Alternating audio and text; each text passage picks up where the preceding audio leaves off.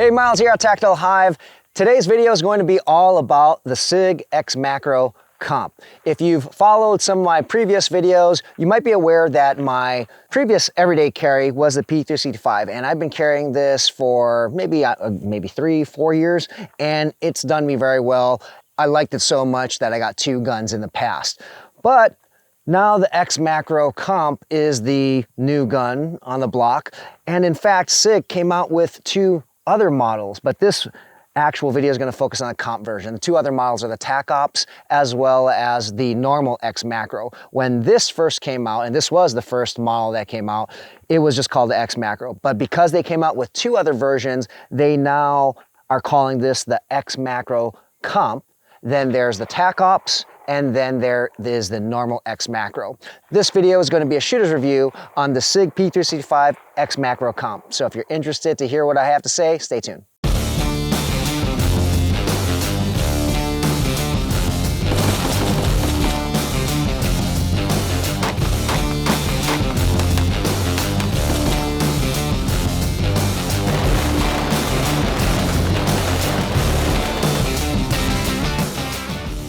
All right, welcome back. So the SIG P365 XMacro-Comp. When this first came out, I was really excited about it because, as I mentioned, I really do like the P365. I'm a smaller guy, I have smaller hands, and I mean, that gun, it just really did the industry well. It was so compact, had tons of rounds, it was very accurate and reliable, particularly second generation and beyond. And when this came out, to hear about how it was 17+1, right? Carrying 17+1, still very slim, comparable to the P365, as well as a comped slide.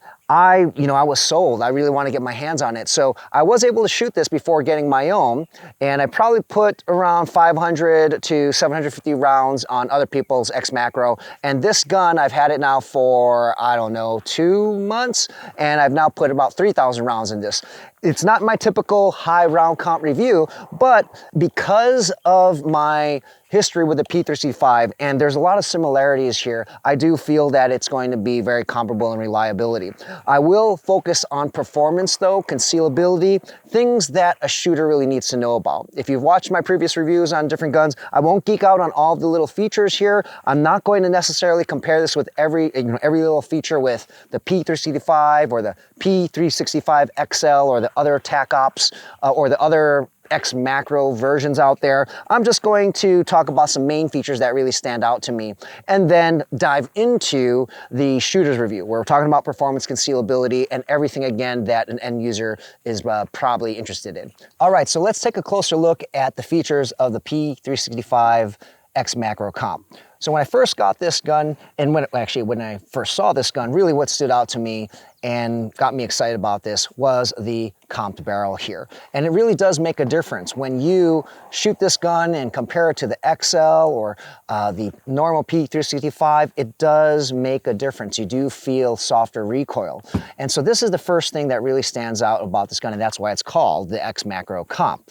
Beyond that, the large capacity mag here, the high capacity mag, this is what I really love about this gun. It's 17+1 for such a small, thin gun. And this is why it's my new concealed carry, because it has everything the P365, the original one, had, but a whole lot more. Beyond that, there's other things I really liked about this gun. Now again, just a reminder, I'm not going to geek out and talk about every little component here, just the things that stand out and I think that shooters are really going to be interested in. I love the fact that it came with different grip panels here. So you can find the one that fits your firing hand the best. I picked the one that had a lot, that actually is the biggest panel here, because I like to have a grip where I can feel it full across the edge. There's maximum friction along the web of my hand, or I should say the heel of my palm, and just across my palm overall. So I did like this touch here where they have the different options. It is optic ready, and as you can see here, I have a Holosun 507K. Just testing this one out, and we're going to be doing roundups with different red dots, so I'm testing out lots of different red dots here. But it does also have Really good iron sights here, X-ray sights. As you can see here, a very bright green fiber optic front sight, and then you have the tritium rear sights here. And I do like how there's a little recess here, the rear sights. It's not flush with the rear sight. They're kind of, again, recessed into the rear sight there. I thought that was a nice touch. I did like the fact that it comes with a Picatinny rail here. You can add different accessories, lights. And I use the Mantis X10 a lot too, and I like the fact that I can throw that on here and do some diagnostics. Let me talk about the mag a little bit here. So take a look at this. 17 rounds in this very thin mag. And I'm just going to compare this to a full-size mag. Let's take it from a P320. This is, I believe, 17 rounds as well. Look at this here. I don't know what they did inside the internals, but it is shorter and thinner, yet it still has the same capacity of 17 rounds. When we throw that in the gun here, and let's just compare sizes here. I have the P365, and notice, it is pretty much the same thickness here, or thinness, I should say, right? Of course, when we compare the length, it is going to be bigger overall. The barrel length is bigger, but I should actually say the barrel is the same. The barrel is the same length with the P365 and the XMacro-Comp. It's just that the slide with these, what I should say is the comped slide, I should say, not the comped barrel. And again, I'm not a gunsmith, I don't geek out on the parts, so it's not a comped barrel, it's a comped slide. So the barrel is the same. And we will notice though, overall length is going to be longer, the height of the gun is going to be longer. But when I'll talk about the concealability in a little bit, it really hasn't bugged me at all. And I carry appendix, the added length really hasn't done anything. Now I don't have the SIG P365 XL on me, but in terms of size, this is just slightly bigger than the XL. So if you use the XL and then you upgrade to this, you're really not going to see much of a difference in the size or anything like that. I did like how this was good and bad. When I first shot this beaver tail is a little extended out here. And I like the fact, because I do like extended beaver tails when shooting, but for concealed carry, sometimes I worry about that. And if you saw a previous review that I did with the Bull Armory SAS2 Ultralight, I didn't like the fact that the hammer stuck out and there was a beaver tail, because when I do an appendix draw, I like to index with my thumb on the back plate here. And I was concerned that this beaver tail would stick out and, kind of be uncomfortable, but it didn't bother me at all. And there was no adjustment period. It doesn't really stick out. It's not sharp, so no problems at all. I will say, I do recall that this beaver tail, there is a slight beaver tail with the XL version. This is just slightly longer than that version. But again, I didn't really notice that much. When I got the gun, I wanted to know if they did any updates to the trigger. Maybe it was lightened, but it is pretty similar to the other SIG P365 triggers out there. It's probably about a 5 to 6 pound trigger pull. So you'll see the slacks taken up right here, and there's gonna be a little creep, which I see in almost every SIG gun. There'll be one wall, then a little creep, then the break. Let's do the reset here, let's check it out. It's a pretty standard reset. And then again, a little that take up, and then the trigger breaks. So pretty standard for SIG P365 guns, and maybe one could even say for all SIG guns. So about, again, maybe anywhere between 4 and 5 pounds, which is really good for a carry gun. No problems with that. Other than that, everything else seemed pretty standard. Nothing crazy about this. Maybe one last thing is just the slight little magwell here, internal magwell, which may or may not really help you, but it's a nice touch to have. So those are the features that really stood out to me. Overall, it's very similar to the XL and the P365 in general in terms of just kind of key feature sets. But of course, I already laid out the different things, the size there, and then the comp slide, which again does really help, and I'll talk about that a little bit more. So let's dive into the performance and concealability and different things about the gun when we talk about it from a shooter's perspective. One last thing before we move into the performance, I alluded to how there are now 3 versions. When this first came out, this was the original XMacro,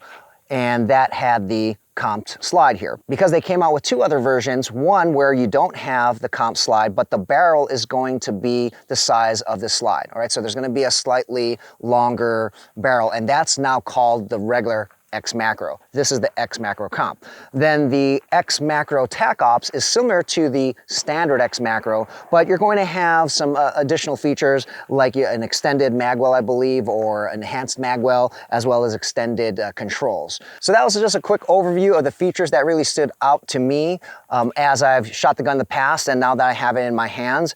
And as I mentioned earlier, I'm not a gunsmith, which, by the way, is a good segue into thanking Sonoran Desert Institute for bringing you today's video.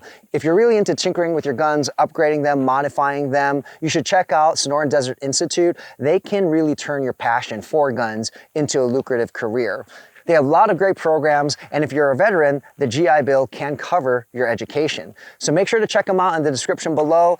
Again, you can turn your passion into a lucrative career. So let's talk performance, starting with accuracy. If you recall my review of the standard P365 for that micro compact gun, it shot so well. And this is the same thing, even without the red dot on here, just normal iron sights, it shoots great.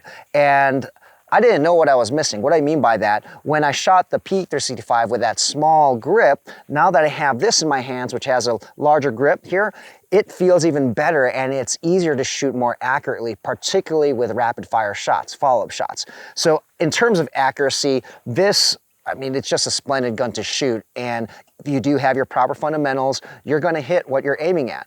No issues with accuracy whatsoever. Of course, with the red dot, if you're not a red dot shooter, then you might have to get used to the red dot. And being a smaller size gun here, the red dot you use will have a smaller window. It's not to say that you can't configure this to have a larger plate that can accommodate a larger red dot, but you have to be aware that if you are going to go with these compact red dots, it might be a little harder for you to shoot, especially if you don't have practice. So you can rely on this gun to perform and be very accurate. One thing I want to revisit though is the trigger, because when it comes to accuracy, it can really play a big role, particularly if you are a newer shooter or you don't understand your trigger very well.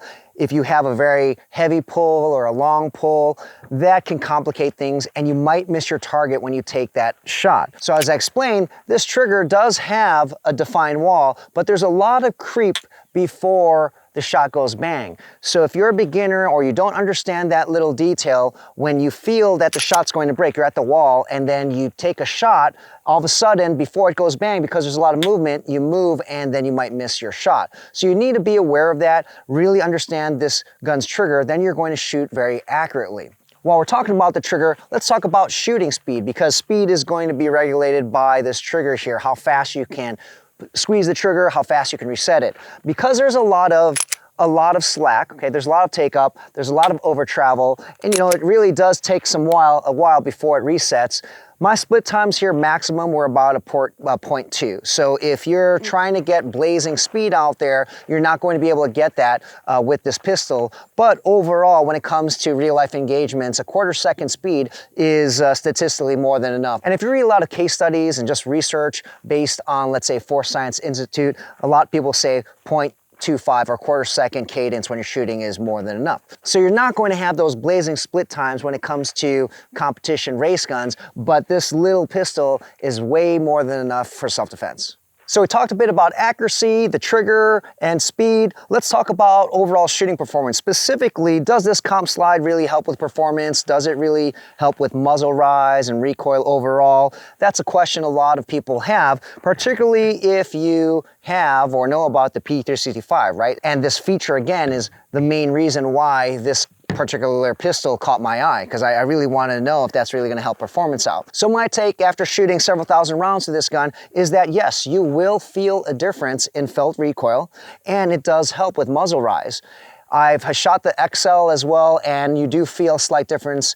Not as much when comparing these two pistols together, but there definitely is still a difference even with the XL. So the comp slide is not just a marketing gimmick, it does really help. Now, of course, shooting technique is going to be a key here. So if you don't have your fundamentals down and you don't really know how to manage recoil or muzzle flip properly shooting any gun, then you might not see a big difference between these two. You might have the same muzzle flip, you might feel the recoil the same way, but assuming you're the same shooter using the same technique you have that with dialed in fundamentals, you should feel a difference, and I certainly did. Let's talk concealability. So this is clearly bigger than the P365, but I mentioned earlier, this really does not bug me whatsoever. I mean, you could see this right here. It's very concealable, right? You don't really see it printing, even with a slightly longer grip, and obviously it's longer, and even if it was longer, it doesn't really matter. For me, what is most important is how thin it is, and this is, again, it's very comparable to the P365. So really no issues with concealing this pistol whatsoever, and even when drawing here, no problems. And I even like it better that there is a longer grip, because now it's easier for me to get that master grip so that I know when I draw, I'll have a good grip when I'm presenting. So I really like everything about this gun. And there are no issues with this beaver tail, as I talked to you about. I like to index with my thumb on top. Thought it might be an issue, but nothing at all. It really is a very concealable pistol. And this is something that, you know, quite possibly is a game changer, in the sense that when you take the Glock 19, for example, it is, you know, the Glock 19 obviously has a reputation of being very reputable, and I'll talk about the reliability about this gun later on, but let's just assume that you could really rely on this gun. I mean, the very fact that it is so slimlined here, it shoots accurately, the performance is really great, and it's 17+1 and very concealable. I mean, wow, man, I really love the gun. And once again, this is my new EDC, just because it's very comfortable. It's just as slimline as the P365, and no one knows I'm wearing it. Of course, you do. If you're watching this, you'll know I carry, but anyone else, they won't know. So when it comes to concealed carry, I give it a 10 out of 10. Lastly, I want to touch on reliability. Absolutely no issues shooting this gun. I put, again, about 3,000 rounds through this, and the other P365 XMacro-Comps that I've shot, I've had no issues also. So assuming this performs like the P365s I've had in the past, this gun should perform without any issues. I haven't heard of when the first P365 came out, you know, there was firing pin issues and all that stuff. I haven't heard about any issues with this particular model, or the TAC Ops, or the normal XMacro. So it leads me to believe that this is going to last for a very long time. And, you know, down the road, when I get 10,000, 15,000 rounds, I'll share what my thoughts are. But based on my experience with the P365, there shouldn't be any issue whatsoever. So that's my quick shooter's review of the XMacro-Comp. Really great gun, so great that it is my new carry. I love the fact that there is a difference in the recoil impulse because of this comp slide compared to the P365. I love how it is still slim, so it's very concealable. I really love the fact that I can get a better grip on this gun because of the long grip, and without sacrificing, again, the concealability. It is performing just as I suspect. I am going to keep this trigger stock. I do wish that it was a little bit lighter, or perhaps, actually the weight could stay the same. I just wish that there was less take up and the reset was shorter.